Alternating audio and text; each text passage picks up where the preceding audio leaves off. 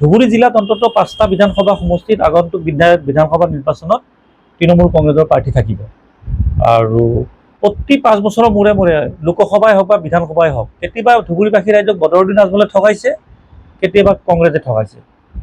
কাৰণ বদৰুদ্দিনে ঠগাইছে, যাৰ বাবে 10 লাখ ভোটত বদৰুদ্দিন পৰাজয় হৈছে, আৰু ৰকিবুল হুছেইনে ঠগাইছে, যাৰ বাবে ৰকিবুল হুছেইনক সেইদিনাখন গাড়ী চাড়ী ভাঙি দিছে, মাৰপিট কৰিছে, খেদিছে। গতিকে ধুবুৰীবাসী ৰাইজে বিকল্প পোৱা নাছিলে।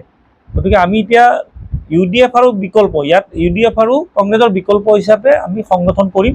আৰু ইয়াততো AJP BJPৰ কথা নাই। 90% চিটত মই আকৌ কৈছোঁ, হয় কেতিয়াবা কংগ্ৰেছ আছিল, নহয় কেতিয়াবা UDF আছিলে। কংগ্ৰেছেতো ডাঙৰ কথা কোৱাত এক্সপাৰ্ট। আমাৰ যুদ্ধ হ'ব ইয়াতে BJP AJPৰ লগত। ইয়াত UDF নিশেষ হৈছে। কংগ্ৰেছৰ মাজত ভয়ংকৰ বিসম্বাদ হ'ব। 10-12 গৰাকী কেণ্ডিডেট, ইতিমধ্যে ৰকিবুল হুছেইনে 3-4 গৰাকীৰ পৰা কোটি কোটি টকা লোৱা আৰম্ভ কৰিছে।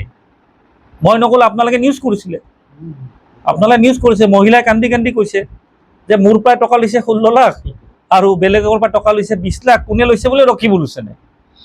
এইবিলাক কংগ্ৰেছ দলটো এই চান্দা তুলি টিকটৰ পইচা বিক্ৰী কৰি খাই আছে বাবে দলটোৰ অস্তিত্ব নাই। আৰু এতিয়া মই শুনিছোঁ যে যিবোৰ সংখ্যালঘু সমষ্টি ধুবুৰী জিলাৰ বা ধুবুৰী লোকসভাৰ 11টা আছেতো, প্ৰত্যেক সমষ্টিৰ পৰাই ৰকিবুল হুছেইনে 2 কোটি 3 কোটি তেওঁ লোকসভাত এডভান্স উঠাইছে দলীয় প্ৰাৰ্থী দিম বুলি। এতিয়া কাক প্ৰাৰ্থী দিবতো ঠিক নাই। প্ৰাৰ্থীটো এগৰাকী পাব, টকা লৈছে 3 গৰাকীয়ে। এইটো মই অভিযোগ দি থকা নাই, এইটো কংগ্ৰেছ কৰ্মীয়ে অভিযোগ দি আছে।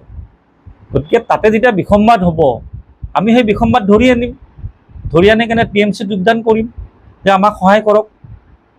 আমি সহায়ে বিচাৰিম, তেওঁকতো আমি প্ৰাৰ্থিত্ব দিম বুলি যোগদান নকৰোঁ। কাৰণ আমাৰ প্ৰাৰ্থী আমাৰ 1-2 মাহৰ ভিতৰত আমি চূড়ান্তই কৰিম 5টা সমষ্টিৰ প্ৰাৰ্থিত্ব। একেবাৰে ধুবুৰী জিলাত এতিয়াৰ পৰা ৱাজেদ আলী চৌধুৰী হাৰিব আজি আপোনালোকক কৈ গ'লো। তেওঁ খেলক বা তেওঁৰ পুত্ৰ খেলক, বেলেগ সমষ্টিৰ কি হ'ব কি নহ'ব আপোনালোকে গম পাব। ৱাজেদ আলী চৌধুৰী নিশ্চিতভাৱে হাৰিব ইয়াতে। এই ধুবুৰী লোকসভাৰ অন্তৰ্গত গোৱালপাৰাত বেয়াকৈ প্ৰহাৰ কৰিছে, গাড়ী চাড়ী ভাঙি দিছে, পলাই পতং দিব লগা হৈছে। ইয়াতে আৰু বুজি পাব লাগে যে তেখেতৰ বা কংগ্ৰেছৰ গণভিত্তিটো ধুবুৰীৰ পৰা দিনক দিনে নাইকিয়া হৈছে। মই ভাবোঁ ৰাজনীতিটো বাদ দিয়ে আৰু তেখেতে ধুবুৰীৰ ৰাজনীতিটো বাদ দিয়ে অলপ এতিয়া ৰেষ্ট লওক। তেওঁ লেতেৰা ৰাজনীতিত থাকিব নালাগে। মৌলানা মানুহ, আমিও বিচাৰোঁ মৌলানা এজনক আপোনালোকে ধুবুৰীৰ পৰা যেতিয়া 10 লাখ ভোটত পৰাজয় কৰিছে ৰাইজে, তেওঁ সিদ্ধান্ত বুজি পাব লাগে তেওঁ ৰাজনীতিত গ্ৰহণ কৰা নাই। গতিকে তেওঁৰ বিৰুদ্ধে মোৰ ক'ব ইচ্ছা নাই। কাৰণ যিটো দলৰ অস্তিত্ব নাইকিয়া হৈ গৈছে দিনক দিনে, 10 লাখ ভোটত পৰাজয় কৰিছিল তেখেতৰ কথা ধুবুৰীত পাতি লাভ নাই। 10 লাখটোতো আৰু ঘূৰি নাহে। কিন্তু আমাৰ ভাল লাগি আছে সেই 10 লাখ ভোট যেতিয়া কংগ্ৰেছক দিছিলে, ৰাইজে ভুল হৈছে বুলি আজিৰ তাৰিখত মুকলিকে সংবাদ মাধ্যমত কৈ আছে। আপোনালোকেচোন যেতিয়া ৰকিবুল হুছেইনৰ বাতৰি কৰিব যায়, আপোনালোকে কয়চোন যে আপোনালোকে কেৱল 10 লাখ বুলি কিয় কৈ আছে? মই ভাৰতবৰ্ষৰ ভিতৰত বোলে আটাইতকৈ 10 লাখ বেছি ভোট পাইছোঁ, আপোনালোকে সেইটো কওক। আপোনালোকে কয় মই বহুতবাৰ দেখিছোঁ। তেওঁ বোলে গিনিজ বুকত তেওঁৰ নামটো অন্তৰ্ভুক্ত কৰিব লাগে বুলি কৈছে, পিছত ৰাহুল গান্ধী গম পাই ধমক দিয়াৰ পিছত বন্ধ কৰিলে সেইটো। 10 লাখত জিকাৰ কাৰণে, কাৰণ ৰাহুল গান্ধীটো 10 লাখত জিকা নাই। ৰকিবুল হুছেইনে গিনিজ বুকত এপ্লাই কৰিছিলে। এইটো লিমকা এটা এৱাৰ্ড থাকে ন গিনিজ বুকত, যে মোৰ নামটো আহিব লাগে ভাৰতৰ ভিতৰত সৰ্ববৃহৎ 10 লাখ ভোটত মই জিকিছোঁ কেৱল। পিছত এই কথা কংগ্ৰেছৰ নেতৃত্বই ৰাহুল গান্ধীক জনালে যে গিনিজ বুকত নাম অন্তৰ্ভুক্ত কৰিব দিছে, এইটো বেয়া হ'ব কাৰণ আপুনিতো 10 লাখ ভোটত জিকা নাই। তেতিয়া তেখেতক ধমক দিয়াৰ কাৰণে তেওঁ অন্তৰ্ভুক্ত তেওঁ সেইটো প্ৰক্ৰিয়া আৰু আগ নবঢ়ালে। আৰু আগ নবঢ়ালে কিয়? তেখেতৰো দালালিটো চলি আছে, টিকটৰ নামততো টকা সংগ্ৰহ কৰি আছে ৰকিবুল হুছেইনে। আপোনালোকে কওকচোন কৰিছেনে নাই? মহিলাগৰাকীটো এনেই কান্দি নকয়। এতিয়া মই ক'লে ক'ব যে দুলু আহমেদে মোক বেয়া পায় বুলি কৈছে, দুলু আহমেদৰ কথাত উত্তৰ নিদিওঁ। উত্তৰ দিব নালাগে।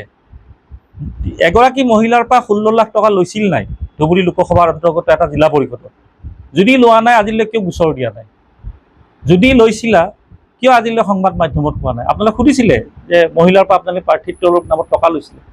আপোনালোকে সুধিছে দেখা পাইছে নেকি? কোনোবাই কেমেৰা লৈ যায় টকা দিব নেকি? নে সাংবাদিকক মাতি টকা দিব? টকাটো মনে মনে দিব। কিন্তু যেতিয়া মহিলা এগৰাকী অন্তৰৰ পৰা কান্দি কাটি কয় মই গহনা বিক্ৰী কৰিছোঁ, মাটি বিক্ৰী কৰিছোঁ, কৰি মই 16 লাখ টকা দিছোঁ, মোক ৰখাই ৰাখিছে গুৱাহাটীত, ৰখাই মোক মনোনয়ন পত্ৰ ৰেডি কৰিব দিছে, ৰাতি গম পালোঁ মোৰ টিকটটো বেলেগক দি দিছে, 20 লাখ টকা পালে। 20 লাখ আৰু 16 লাখ 36 লাখ হ'ল, আৰু কাৰ পৰা লৈছে নাজানো।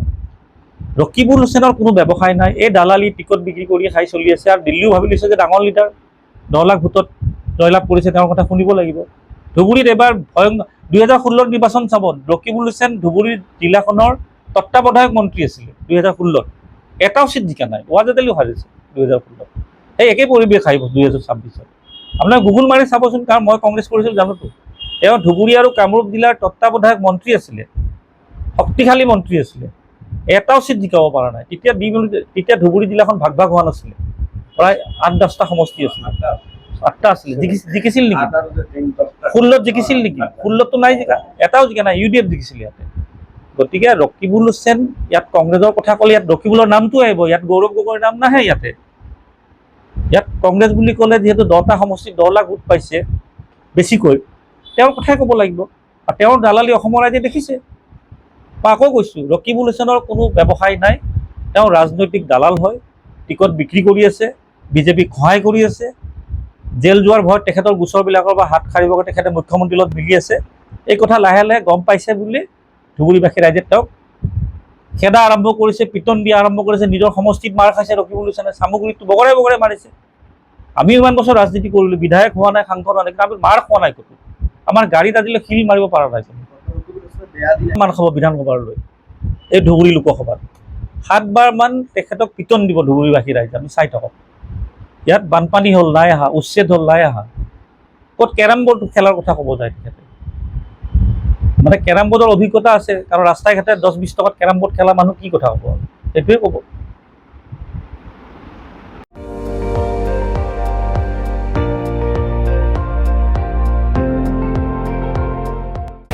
আপুনি চাই আছে ND24, সৰ্বশ্ৰেষ্ঠ নহয়, সৰ্বোত্তমৰ দৌৰত।